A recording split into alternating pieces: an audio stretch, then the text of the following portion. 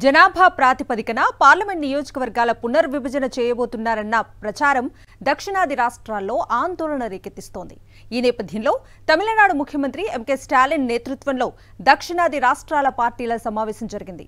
కేంద్రం చేపట్టబోయే డీలిమిటేషన్ను తాము వ్యతిరేకించడం లేదని, అది న్యాయంగా జరగాలనేది తమ డిమాండ్ అని తమిళనాడు ముఖ్యమంత్రి స్టాలిన్ ప్రకటించారు. డీలిమిటేషన్పై దక్షిణాది రాష్ట్రాలు ఏకమయ్యాయని తెలంగాణ సీఎం రేవంత్ అంటున్నారు. త్వరలోనే తెలంగాణలోనూ డీలిమిటేషన్ మీటింగ్ పెట్టడానికి దక్షిణాది రాష్ట్రాలు నిశ్చయించాయి. జనాభా ప్రాతిపదికన నియోజకవర్గాల పునర్విభజన చేయొద్దని దక్షిణాది రాష్ట్రాలు గట్టిగా డిమాండ్ చేస్తున్న నేపథ్యంలో చంద్రబాబు నోరు విప్పటం లేదు. వైఎస్ఆర్సీపీ అధినేత వైఎస్ జగన్మోహన్ రెడ్డి తమ పార్టీ అభిప్రాయాన్ని తెలుపుతూ ప్రధాని మోదీకి లేఖ రాశారు. డీలిమిటేషన్ ప్రక్రియపై చర్చ జరుగుతున్న నేపథ్యంలో చంద్రబాబు వైఖరిపై ప్రముఖ జర్నలిస్ట్ కొమ్మినేని శ్రీనివాసరావు కామెంట్ చూద్దాం. దేశవ్యాప్తంగా లోక్సభ నియోజకవర్గాల పునర్విభజన అంశం దక్షిణాది రాష్ట్రాల్లో కాకపుట్టిస్తోంది. చెన్నైలో జరిగిన ఈ రాష్ట్రాల సీఎంలు 14 రాజకీయ పార్టీల నేతల సమావేశం ప్రస్తుత జనాభా లెక్కల ప్రాతిపదికన డీలిమిటేషన్ జరిగితే దక్షిణాది రాష్ట్రాలకు తీవ్ర అన్యాయం జరుగుతుందని గట్టిగానే చెప్పగలిగింది. ఈ సమావేశానికి హాజరు కాకపోయినా వైఎస్ఆర్ కాంగ్రెస్ అధినేత మాజీ ముఖ్యమంత్రి వైఎస్ జగన్మోహన్ రెడ్డి కూడా తన అభిప్రాయాలను విస్పష్టంగా తెలుపుతూ ప్రధాని నరేంద్ర మోడీకి లేఖ రాసి ఆ కాపీని తమిళనాడు ముఖ్యమంత్రి స్టాలిన్కు పంపించారు. తెలంగాణకు చెందిన కేంద్ర మంత్రి కిషన్ రెడ్డి ఈ అంశం వల్ల ఏ రాష్ట్రానికి నష్టం జరగదని, ఇంకా చర్చే జరగలేదని చెబుతుంటే, మరో కేంద్ర మంత్రి బండి సంజయ్ మాత్రం చెన్నై సమావేశాన్ని దొంగల భేటీగా పోల్చి అనుచిత వ్యాఖ్యలు చేసినట్లు అనిపిస్తుంది. ఏపీ ముఖ్యమంత్రి టీడీపీ అధినేత చంద్రబాబు నాయుడుకు ఈ అంశంపై మాట్లాడడానికి నోరు పెగులుతున్నట్లు లేదు. జనసేన అధినేత ఉప ముఖ్యమంత్రి పవన్ కళ్యాణ్ అయితే పునర్విభజన వల్ల నష్టం జరుగుతుందని అనుకోవడం లేదని చెబుతున్నారు. బీజేపీతో వారిద్దరూ కూటమి కట్టడంతో ఈ పరిస్థితి ఏర్పడిందనుకోవాలి. చెన్నై భేటీలో వచ్చే 15 ఏళ్ల పాటు పునర్విభజన వద్దని నేతలు కోరారు. కానీ జగన్ ఈ సమస్యకు పరిష్కార దిశగా తన లేఖలో కొన్ని సూచనలు చేశారు. అసలు పునర్విభజనే వద్దన్న డిమాండ్ వల్ల సమస్య తాత్కాలిక పరిష్కారం అవుతుందే తప్ప శాశ్వతంగా తీరదన్న సంగతి గుర్తుంచుకోవాలి.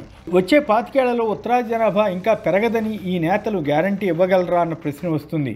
అందువల్ల ఇప్పుడే పునర్విభజన వ్యవహారానికి సరైన పద్ధతిలో ఒక పరిష్కార మార్గం ఆలోచించాలని చెప్పాల్సి ఉంటుంది.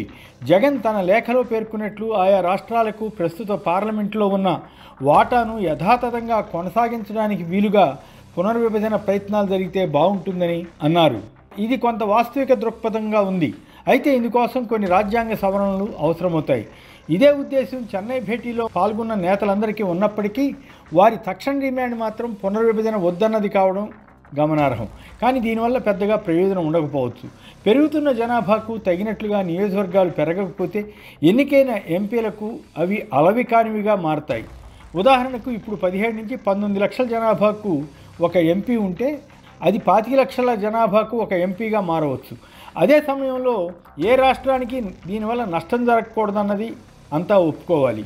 ఈ సమస్యకు ప్రధాన కారణం ఉత్తరాది రాష్ట్రాల్లో జనాభా నియంత్రణ సరిగా లేకపోవడం, దక్షిణాది రాష్ట్రాలు సమర్థంగా జనాభా పెరుగుదలను తగ్గించడం, తత్ఫలితంగా జనాభా ప్రాతిపదికన నియోజకవర్గాలను నిర్ణయిస్తే ఉత్తరాది రాష్ట్రాలు ముఖ్యంగా యూపీ, బీహార్, మధ్యప్రదేశ్, రాజస్థాన్ మొదలైన రాష్ట్రాల్లో భారీ ఎత్తున కొత్త నియోజకవర్గాలు వచ్చి దక్షిణాదిలో మాత్రం ఆ స్థాయిలో పెరగవు సరిగదా. కేరళ వంటి కొన్ని చోట్ల నియోజకవర్గాలు తగ్గే అవకాశం కనిపిస్తోంది.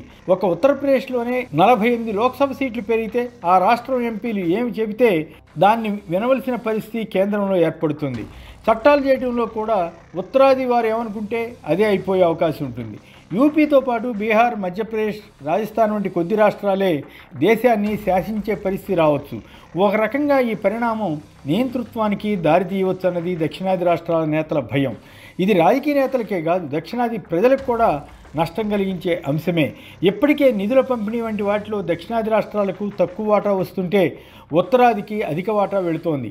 ఈ అంశాన్ని తెలంగాణ ముఖ్యమంత్రి రేవంత్ రెడ్డి ప్రస్తావిస్తూ యూపీ నుంచి కేంద్రానికి రూపాయి పన్ను అందితే తిరిగి ఆ రాష్ట్రానికి ₹2.73 వెళుతోందని, బీహార్కి అయితే ఏకంగా ₹6 పైగా నిధులు వెళ్తున్నాయని చెప్పారు. తమిళనాడుకు కేవలం 29 పైసలు, కర్ణాటకకు 14 పైసలు, తెలంగాణకు 41 పైసా, కేరళకు 66 పైసలు వాటా మాత్రమే నిధులుగా వస్తున్నాయని ఆయన వివరించారు. ఈ వివక్షతో పాటు ఇప్పుడు లోక్సభ నియోజకవర్గాలు కూడా తగ్గితే ఉత్తరాది దక్షిణాది అంతరం బాగా పెరిగే ప్రమాదం ఉంటుంది. దేశ సమగ్రత భావానికి ఇది విఘాతం కలిగిస్తుంది. చెన్నై భేటీలో తమిళనాడు, కేరళ, పంజాబ్, తెలంగాణ ముఖ్యమంత్రులు, కర్ణాటక ఉప ముఖ్యమంత్రి డీకే శివకుమార్ తదితరులు పాల్గొన్నారు. పంజాబ్ నుంచి ఆప్కు చెందిన ముఖ్యమంత్రి భగవత్ సింగ్ మాన్ కూడా హాజరవడం విశేషం. ఒడిశా మాజీ ముఖ్యమంత్రి నవీన్ పట్నాయక్ వర్చువల్గా పాల్గొని తన అభిప్రాయాలు తెలిపారు. ఇక వైసీపీ అధినేత వ్యూహాత్మకంగా వ్యవహరించి భేటీకి వెళ్లకుండా, అలాగని తన అభిప్రాయాలు దాచుకోకుండా ప్రధానమంత్రికే ఏకంగా లెటర్ రాశారు.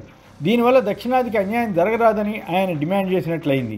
ఏపీలో అధికారంలో ఉన్న తెలుగుదేశం, జనసేనలు మాత్రం దీనిపై మాట్లాడలేకపోతున్నాయి. ఏపీతో సహా దక్షిణాది రాష్ట్రాలకు తీవ్ర అన్యాయం జరిగే అవకాశం ఉన్న నియోజకవర్గాల పునర్విభజనపై మాత్రం స్పందించడం లేదు. పవన్ కళ్యాణ్ మాట్లాడినా మాట్లాడకపోయినా పెద్దగా పట్టించుకోకపోవచ్చు. ఆయనకు దీనిపై పెద్ద అవగాహన కూడా ఉండకపోవచ్చు. కానీ తానే మోడీని ఎదిరించగలనని గతంలో చెప్పుకున్న చంద్రబాబు వంటి సీనియర్ నేత ఇప్పుడు ఏపీతో సహా దక్షిణాది రాష్ట్రాలకు నియోజకవర్గాల పునర్విభజనలో ఇంత నష్టం జరుగుతూ ఉంటే కేంద్రాన్ని గట్టిగా నిలదీయలేకపోవడం ఆయన ఎంతగా బలహీనపడ్డారో తెలియజేస్తోందని అనుకోవాలి.